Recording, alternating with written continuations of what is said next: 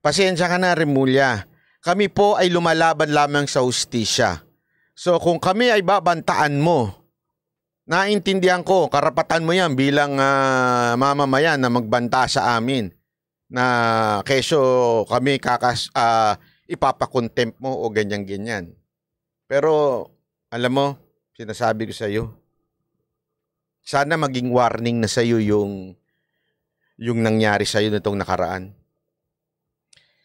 Pagbali-baligtarin mo mundong ito, ang tunay na hustisya, maaaring hindi natin makamit dito sa lupa.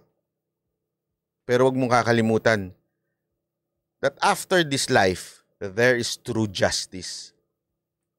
We are fighting for the right things. At binibigyan lang namin ng boses ang lahat ng panig. At sa pagbibigay namin ng boses sa lahat ng panig, kami ay iyong babantaan.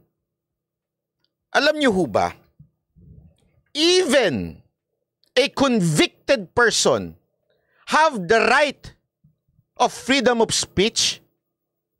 Huwag niyo kakalimutan yun. Ang lahat ng mamamayang Pilipino ay may kalayaang magsalita. Kahit ito'y convicted na tao. Huwag mong kakalimutan yun, Secretary Remulla. Abogado ka. Lahat po tayo ay may kalayaang magsalita. Freedom of speech, freedom of the press, and we are part of the press. Tas babantaan mo kami ng ganito. Ano to, martial law? Panoorin nyo to, sinabi niya ha. Oh. Pero sir, si General Bantag, wala na talaga siyang paramdam. Kasi di ba dati may sinasabi, gusto raw?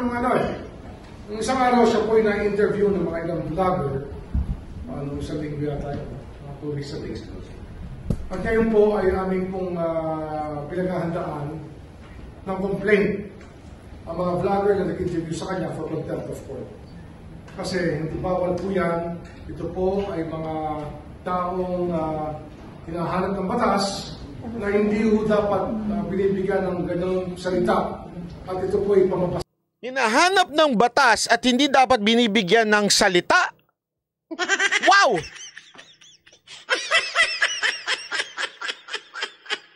Alam niyo ba na tinanong namin ito sa mga abogado, even before we interview Bantag, we already ask all the legal matters on this.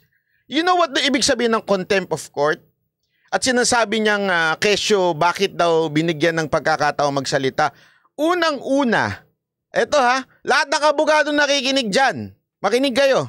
Oh, correct me if I'm wrong, on the spot. Alam mo ba ibig sabihin ng contempt of court? Dahil pinag-usapan, una, according to the definition ng contempt of court, pag nambastos ka sa korte, sabi niya a person guilty of misbehavior in the presence of so near a court or judge to obstruct or interrupt the proceeding before the same, including disrespecting toward the court or judge, offensive personality toward others, or refusal to be sworn answer as witness to subscribe an affidavit of disposition. Yan yung mga contempt of court. Ano ba ang mga pwedeng mangyari pag nag-contempt of court? Diniscuss yung kaso. Di ba? Sino ang dapat ma-contempt of court? Kami bang nag-interview? Anak naman ng wewe, oh. Ang nako-contempt of court, yung mga involved na partido, yung mga party. Halimbawa, yung abogado ni ganito, yung kabilang party, nagsalita sila, abogado nito, yung mismong inahusgahan, yung mismong inaakusahan, nagsalita siya. Hindi kami yung nag-interview. Dahil una-una, we are not part of that legal proceedings. Hindi kami party doon. Kami nag-interview. Kung meron mang sisisihin yung korte, si Bantag yun. Yun ang contempt of court. Bakit sasabihin ng korte, bakit ka nagsasalita sa kaso mo? Hindi kami. Kami nagtanong lang. Wala nga kaming alam dun sa merit ng case nyo eh. Hindi nga namin pinag-usapan yung case. Pambihira naman, oh. Sino ba abogado mo? Si Attorney Libayan ba kinukonsulta mo? May sarili kayong batas?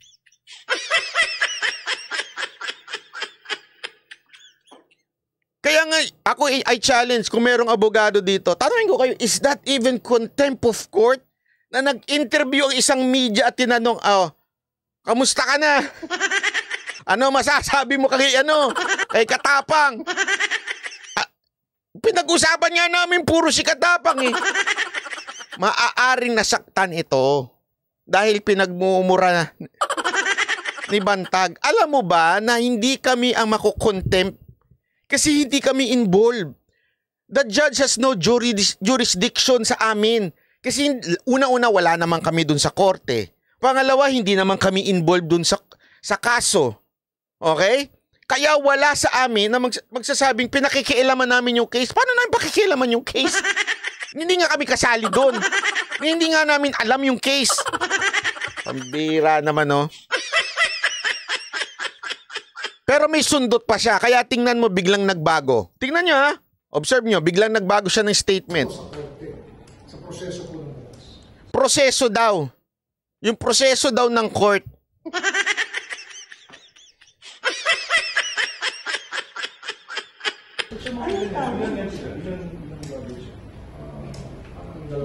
Tatlo. Ano tawag? Contempt of court? Contempt of court. Obstruction of justice.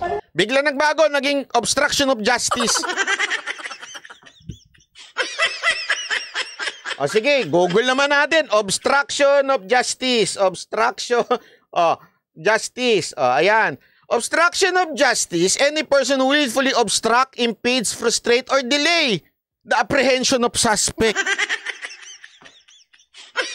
or the investigation or prosecution of criminal case or intrudes in a crime scene shall be punished within level 3. Sa anong inintrude namin doon? Secretary, anong inintrude namin doon sa pag-interview kay Bantag? Hinarang ba namin ng pag-aresto nyo? Ina-aresto nyo ba sila at that time? Hindi nga namin alam kung nasan siya. Ang dilim-dilim nga nung paulit-ulit namin sinabi yun. Ang dilim-dilim nun, hindi nga namin makita kung siya talaga yung nagsasalita eh. Hindi nyo ba napansin yun? Hindi nga namin alam kung siya talaga yung nagsasalita eh. Malay mo, kunwari siya lang yung mukha, iba nagsasalita. Nakita nyo? Paano namin ma-obstruct ang justice? Meron pa kang humirit dyan eh. Dapat daw inaresto namin, citizen arrest.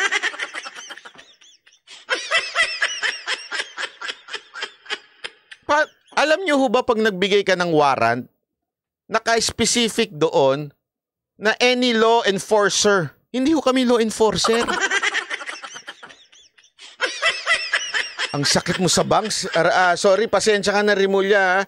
Ang sakit mo sa banks. Ano yun, sir, sa judiciary? Pero contempt of court yan. Hindi sa judiciary. Contempt of court yan. Parang binabasas mo yung korte. Sinabi na ng korte na habulin nyo to, hanapin nyo to, isuko nyo to. Kahit ikaw ay mamamayan na regular, hulihin mo to. Walang ganun! Ito yung kasing sinasabi niyang ang bira, oo. Ito yung sinasabi niyang citizen arrest. Hulihin daw. It's very specific in the warrant. Law enforcer ang huhuli. Are you telling me na ipahunting natin sa taong bayan si Bantag? Ha?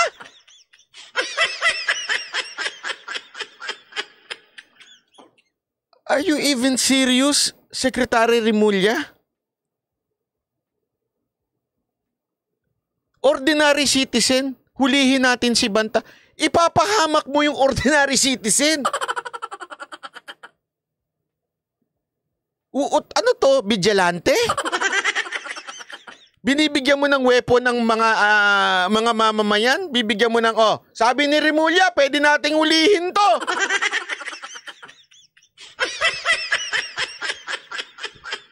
Remember, if this is the law, it means it applies to everyone. So, ang gagawin kong trabaho, mag-hunting ako ng mga wanted, tapos uhulihin ko? I'm not even a law enforcer. Kaya nga doon sa warrant, nakasulat doon eh. Ang mag-aano ng warrant, law enforcer. Pambihira yun, no?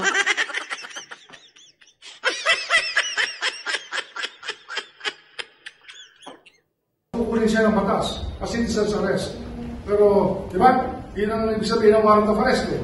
Kahit regular person ka, pwede mo ulihin. Kaya pag ikaw yung vlogger, regular person ka, pag ito ay tinulungan mo, eh parang Tinulungan? Saan namin tinulungan?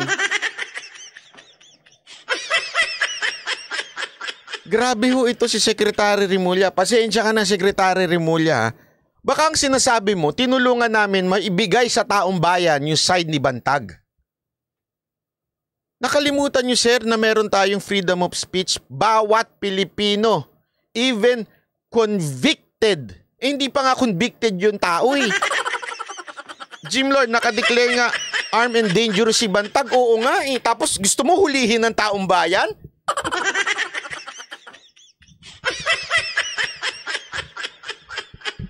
Pambihira naman yan. Aiding na ba yung ganun, sir? Aiding na yun? Aiding na yun, oh. Aiding!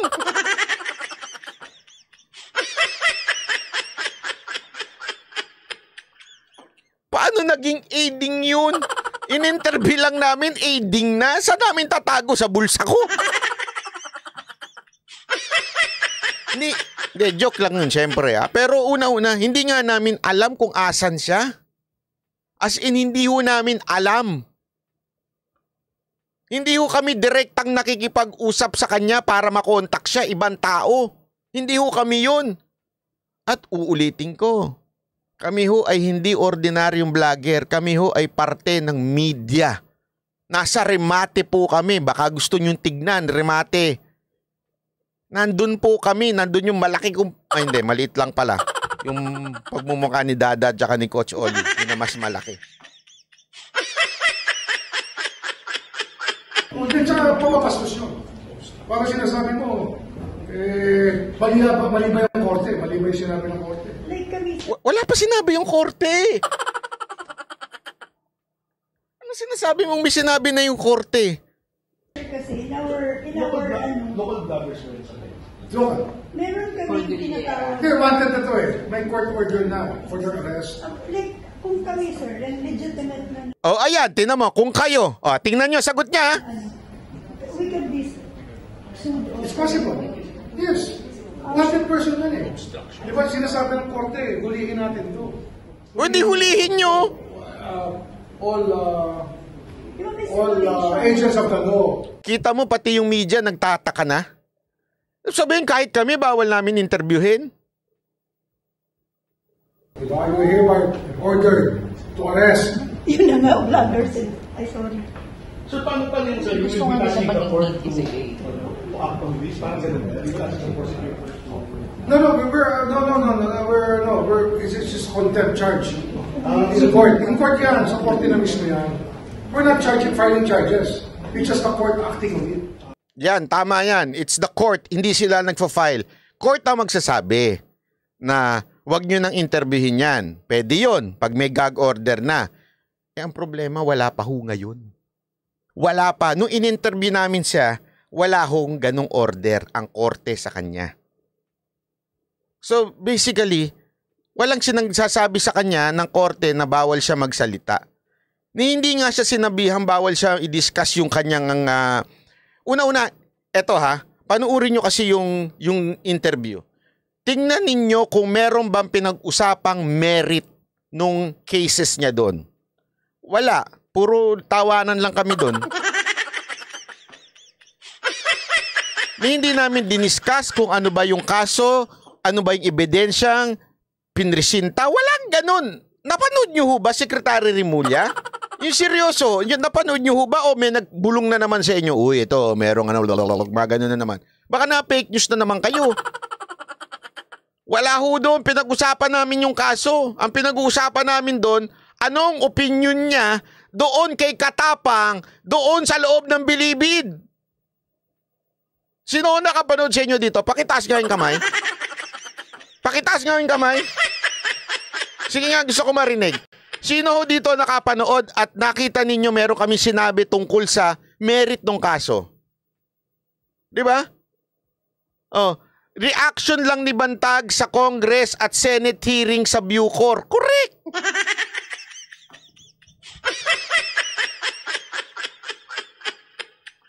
Di ba? Yun lang yun eh. Meron kaming pinag-usapan tungkol sa, kamusta na kaso mo? Ano nangyari? Pambihira. Ewan ko, ito si Secretary Remulla, pambihira naman, no? Pero gayon pa man, kung iutos ng korte ngayon na wag nang interviewin, kami po isusunod. I am a law-abiding citizen. Kung sabihin at ipag-utos ng korte na i-delete yan, kami po isusunod.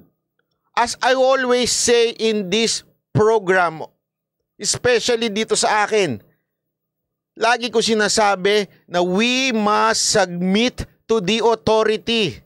Kung ano sinabi ng otoridad, naatin tong galangin even if we don't like it, even if we disagree on it. If the authority says so, we will follow. Paulit-ulit namin sinasabi yan. Wala ho kaming intensyon na i-obstruct ang justice at wala ho doon sa video na ino-obstruct namin ang justice. Pambira. Sabi nito ko, wawa naman si Wanat Bay, makukulong na. Isa pa ito. Pakibasa ho yung contempt of court. Pambira. Yan ang mga aliporis na mga kabutas eh. Alam mo, sa totoo lang, inaantay ko nga itong i-discuss ni Kabutas eh. Kasi sigurado ko, alam niya yung tama. Kaya lang, ang hirap baluktutin ito. Paano mo babalukto? Alam mo, wala akong abogadong... Mula nung lumabas to, ang dami kong tinanong na abogado. Bakit to? Para malaman natin. Baka naman talaga may punto si Remulla. Alam mo, yung mga kilalang abogado, tinanong ko na. Kung ano masasabi nila tungkol dito. Alam mo, sabi lang nila... Basta wag mo na lang kami babanggitin, ha? Natawa. May nagsabi pa nga sa sobrang dami ng sinabi ni Remulla, siguro ang tama doon mga tatlo lang. Ilan may sinabi niya? Mga 1,000.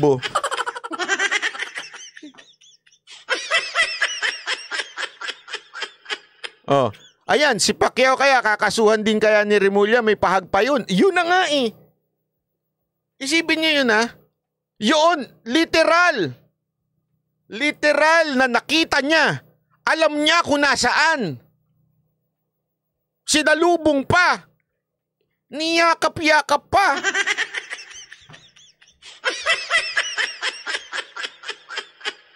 Tapos ang pag-iinitan niya, ordinaryong Pilipino na tulad namin. Alam mo, ito ha, ako'y nananawagan sa lahat ng mga vloggers. Pag hindi nyo papalagan yung ganitong klaseng sistema ng ating gobyerno, darating ang panahon, lahat tayo patatahimikin na. Hindi ko sinabing labanan ninyo si Remulla, that's not what I mean. Hindi ko sinabing you disobey Remulla, hindi yun ang ibig ko sabihin. Ang sinasabi ko, tayo ay manindigan bilang social media influencer na dapat lahat tayo ay may kalayaang magsalita laban sa mga maling ginagawa ng ating mga government officials. Kalayaan po natin ito.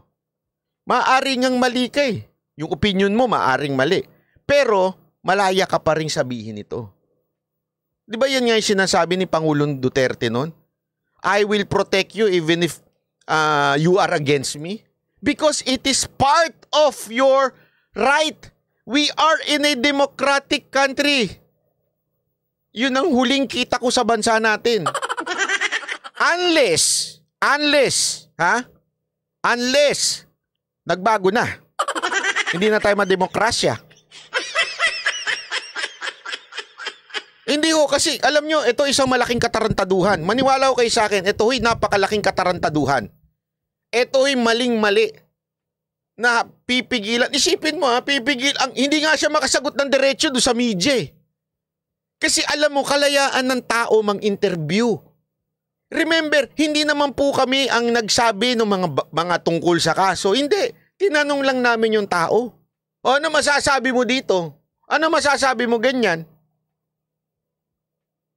Sa pagsabi mong kami ay ipapakontempt mo, para mo na rin sinasabing wala ng kalayaan magsalita si Bantag. which is definitely wrong. Why?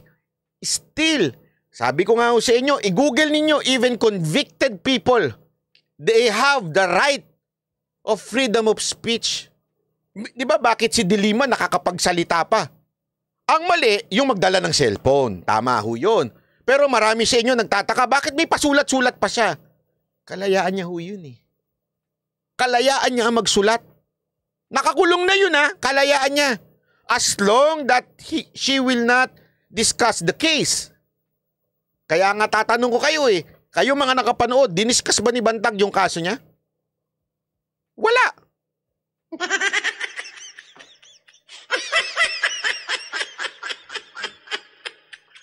Isipin mo mabuti yun ha. Kung si De Lima nakakapagsulat sa loob, tapos kaming mga vlogger na nag-i-interview ang pag-iinitan mo, abaktang wewe naman. Namura kasi siya di Bantag.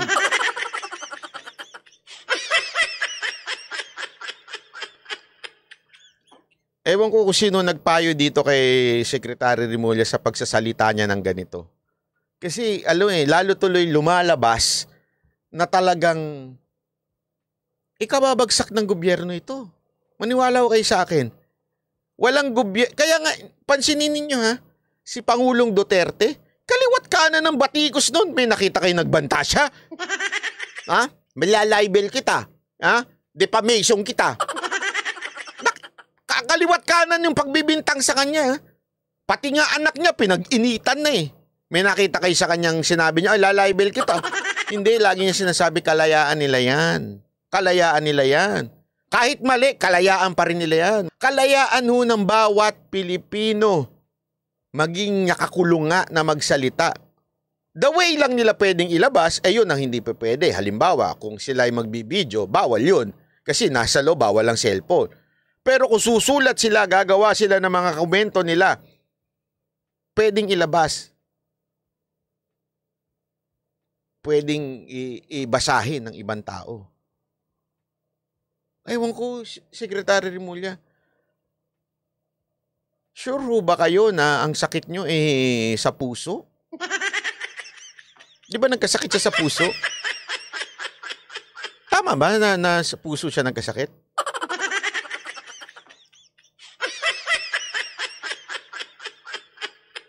Di ba? Sure kayo doon? Baka sa iba.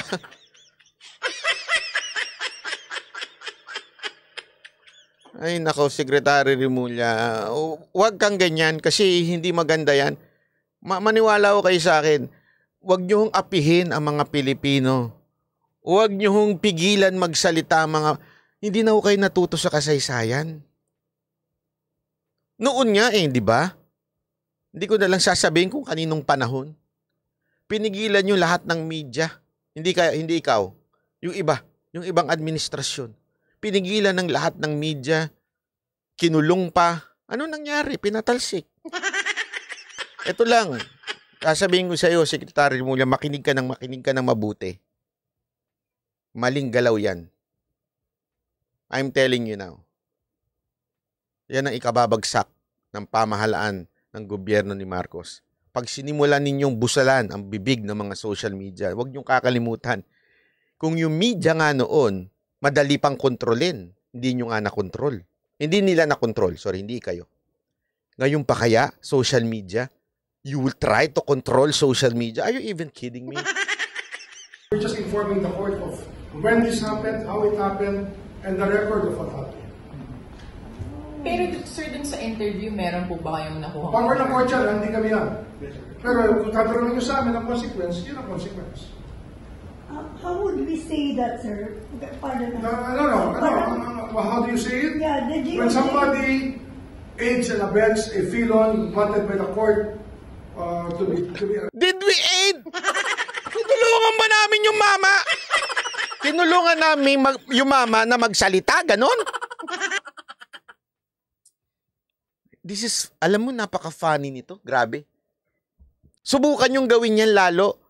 Sa tingin nyo ba kung sakaling ikulong nyo kami, ikabe-benefit nyo? Alam nyo yung mangyayari, bubuksan ninyo yung isang bagay na sarado. Subukan yung ikulong ang vloggers. Dahil sa pagsasalita nila?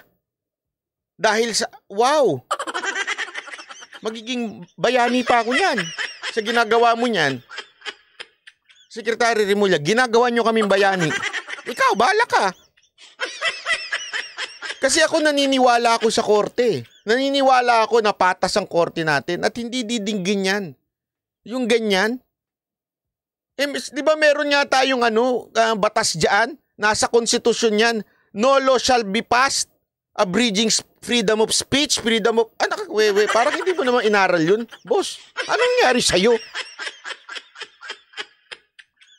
Saan part namin ini-aid?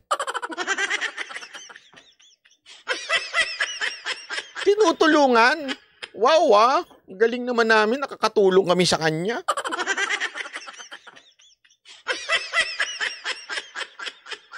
Sabi nito isa, sinira na nga niya, sabi ni Bray. Sinira na nga niya, boss, ang essence ang ATL, yung anti-terrorism law.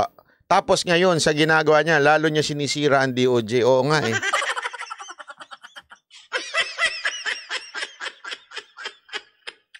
Hindi ako, eto Secretary Remulla, eto makinig ka. I'm giving you one day to say na fake news ka. joke lang. Biro lang! Bumanta! Hindi. Biro lang. Nagjo-joke lang po ako dun, ha? Hindi po kita binabanta. Hindi kasi alam mo na, funny talaga to. Funny. Sabi ko, aling part doon? Ewan ko ba kung pinakinggan niya o pinanood niya? Siguro binalita lang sa kanya, hindi naman niya pinanood. Hindi ba? Parang, pinanood mo ba talaga yung interview namin? Hindi, wala nga kami pinag-usapan tungkol sa kanya eh. Hindi niyo napansin? Wala kami pinag-usapan tungkol sa kanya kung hindi si Katapang. I mean, ng kanya hindi namin pinag-usapan yung kaso ni Bantag. Hindi namin pinag-usapan si Bantag. Ang pinag-usapan namin, ano masasabi mo doon sa mga nangyayari sa loob ng Bilibid?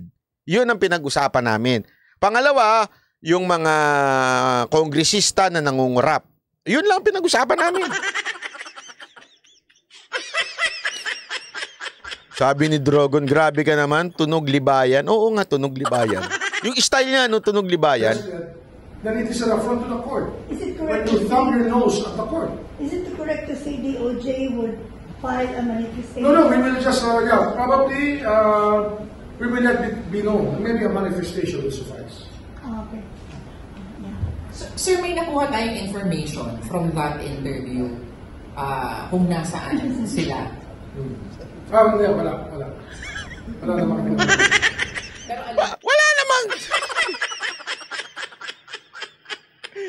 Wala nga, di ba? Hindi nga siya nagsalita kung asan siya.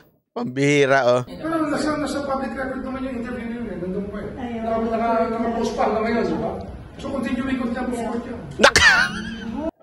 Continuing contempt of court. Ibang level. Continuing...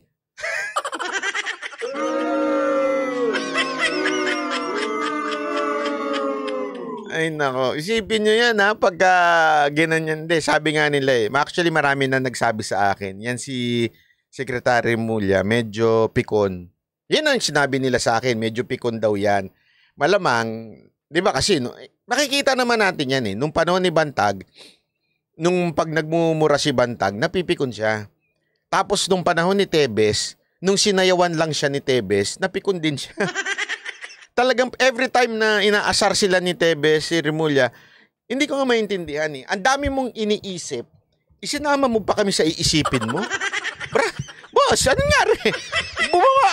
Hindi naman ito sabi ko nga, nung iniisip ko yun, sabi ko, hala, si Secretary, ang tinatarget lang niya noon, si Bantag, tapos naging congressman. Tapos ngayon, bigla nang kami. Ano yung bumaba ka ng level? Pasensya na kasi parang hindi ko malubos isip Ano yung binaba mo yung level mo bigla? Biglang kami na lang yung pag-iinitan mo?